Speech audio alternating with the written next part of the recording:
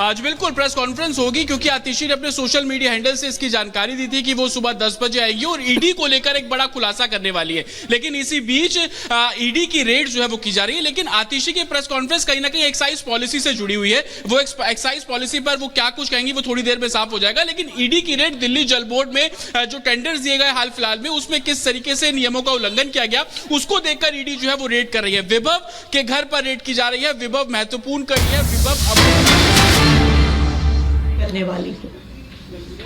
इस एक्सपोजे को रोकने के लिए, आम आदमी पार्टी को डराने के लिए, आम आदमी पार्टी को चुप कराने के लिए आज सुबह 7 बजे से ही आम आदमी पार्टी से जुड़े हुए लोगों के घर पर, आम आदमी पार्टी के नेताओं के घर पर ईडी की रेड शुरू हो गई है।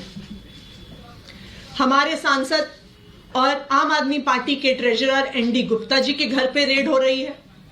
ऐसा सुनने में आ रहा है कि उनके पीए के घर पे रेड हो रही है। मुख्यमंत्री अरविंद केजरीवाल जी के पीए के घर पे रेड हो रही है। और अभी खबरें आ रही हैं कि शायद आज दिन भर में आम आदमी पार्टी के कई और नेताओं के घर पर ईडी रेड करने वाली है। ये क्या प्रयास है ईडी का? ये क्या प्रयास है भारतीय जनता पार्टी शासित केंद्र सरकार का कि वो अपनी एजेंसीज के माध्यम से आम आदमी पार्टी को डराने की कोशिश कर रही है, धमकाने की कोशिश कर रही है और हमारी बात को दबाने की कोशिश कर रही है। मैं प्रधानमंत्री नरेंद्र मोदी जी को, भारतीय जनता पार्टी को और उनकी एजेंसियों को जो ईडी और सीबीआई हैं, ये बताना चाहती हूं कि आम आदमी पार्टी आपकी धमकियों से डरने वाली नहीं है। पिछले 2 साल से इसी तरह आम आदमी पार्टी के नेताओं को डराया धमकाया जा रहा है। इस तथाकथित शराब घोटाले के नाम पर कभी किसी के घर छापा पड़ता है, कभी किसी और के घर छापा पड़ता है, कभी किसी को समन आता है, कभी किसी को गिरफ्तार किया जाता है। लेकिन इस 2 साल के इन्वेस्टिगेशन में अभी तक ईडी को कुछ नहीं मिला है।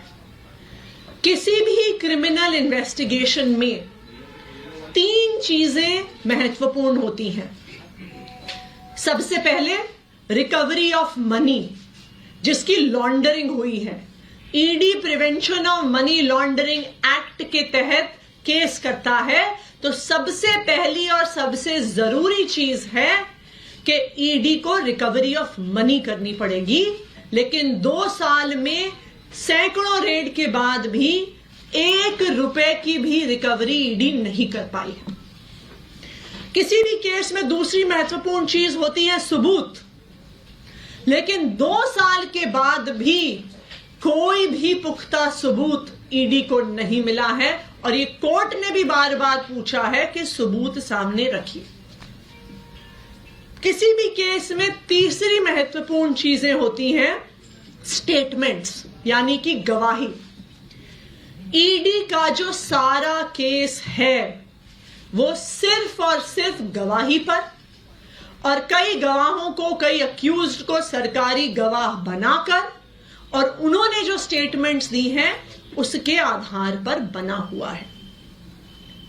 और आज जो मैं खुलासा करने जा रही हूं वो आपको यह दिखा देगा कि ये सारी स्टेटमेंट्स फर्जी हैं, कि ईडी ने सारी स्टेटमेंट्स में फर्जीवाड़ा किया हुआ है।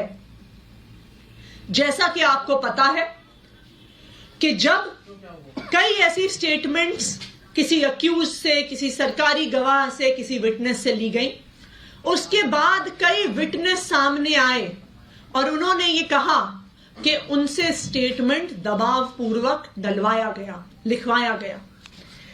एक विटनेस ने कहा कि उन्होंने, ईडी वालों ने इतनी जोर की थप्पड़ मारा कान पे कि कान की पट्टी फट गई। इस वजह से इस दबाव में उन्होंने स्टेटमेंट दिया।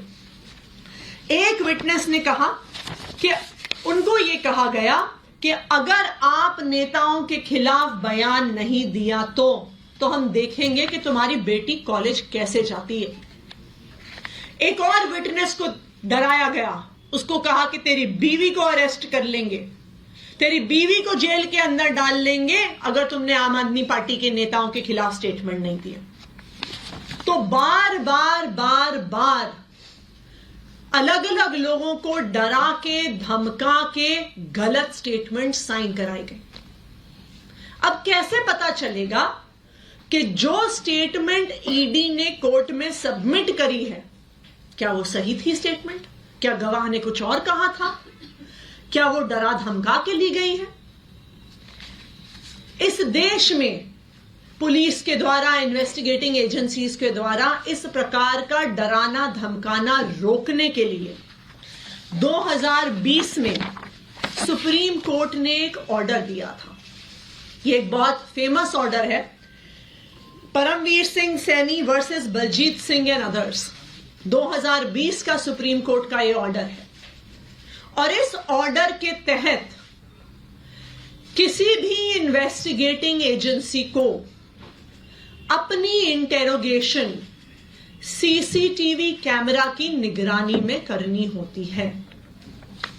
इस जजमेंट के तहत यह बहुत स्पष्ट तौर से लिखा है कि यह जजमेंट ईडी पर भी लागू होता है। ना सिर्फ इतना, इस ऑर्डर में यह भी साफ तौर पर लिखा है कि सीसीटीवी कैमरा की फुटेज सिर्फ वीडियो फुटेज नहीं हो सकती है।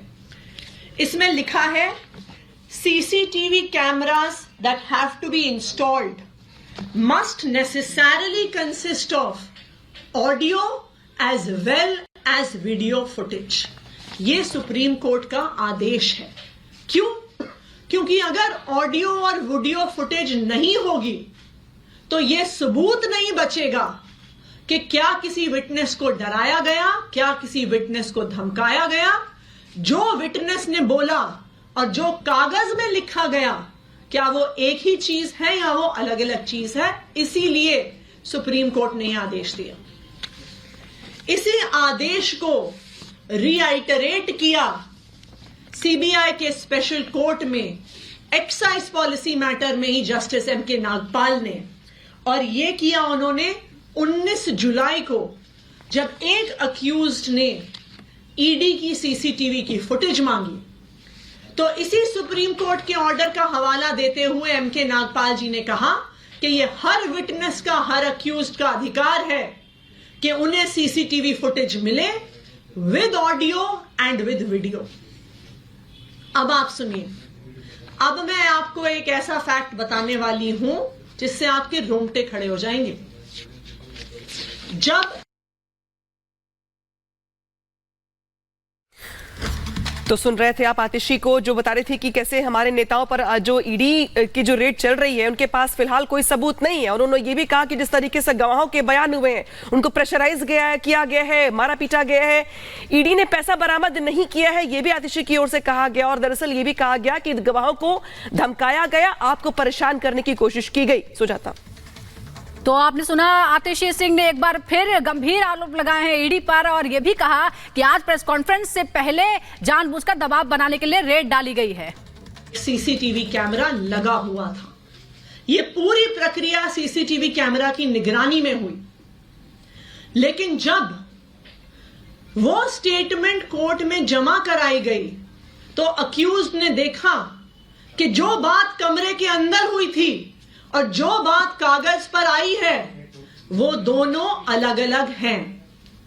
और इसीलिए इस केस के उस अक्यूज्ड ने सीसीटीवी फुटेज के लिए एप्लीकेशन डाली।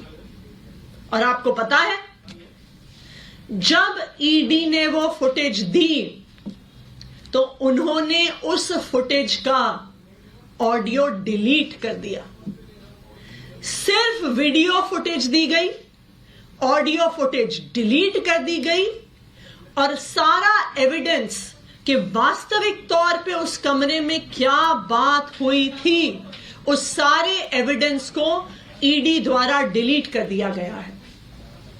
और ना सिर्फ उस एक मैटर में, आम आदमी पार्टी के पास विश्वसनीय सूत्रों से यह खबर है कि जब से ये एक्साइज पॉलिसी का इन्वेस्टिगेशन शुरू हुआ है, पिछले 1.5 साल की सारी इंटेरोगेशन, सारे सवाल जवाब जो हुए हैं ईडी में, सबकी ऑडियो फुटेज को डिलीट कर दिया गया है इन्फोर्समेंट डायरेक्टोरेट द्वारा, ईडी द्वारा।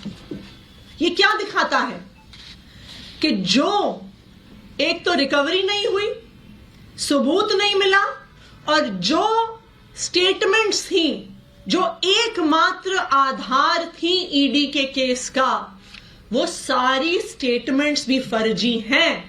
क्योंकि अगर स्टेटमेंट फर्जी नहीं होती तो आपको ऑडियो डिलीट करने की क्या जरूरत थी।